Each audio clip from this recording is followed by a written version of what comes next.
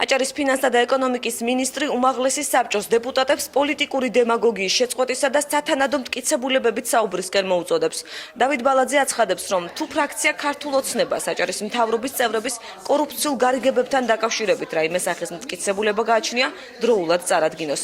თავის მხრივ კი ბალაძე ამბობს, რომ შპს ნავთობგადამამუშავებელ ქარხანაზე შიდა აუდიტის მიერ დადებულ დასკვნას პროკურატურას გაუგზავნის, სადაც მინისტრის თქმით ლევან ჯინჭარაძის ხელმძღვანელობის დროს უწყებას 50,000 ლარი უკანონოდ აქვს დახარჯული. რაც შეეხება სამი რეზერვუარის სოკარ ჯორჯია პეტროლიუმზე გადაცემას, მინისტრის განცხადებით რეზერვუარები ელექტრონული ტენდერის გზით იჯარითაა გაცემული.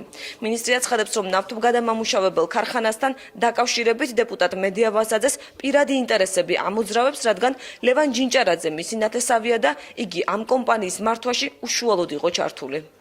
ნამდვილად არსებობს კორუფციული გარიგებები ლევან ჯინჭარაძის მხრიდან, საჯარო სოკარის მიერ მოთხოვნილ 200,000 ლარს შემოსავალს, რომელიც სამ რეზერვუარში იწოდა და მე თქვენ ამის დამადასტურებელ დოკუმენტაციას გადმოვცემ.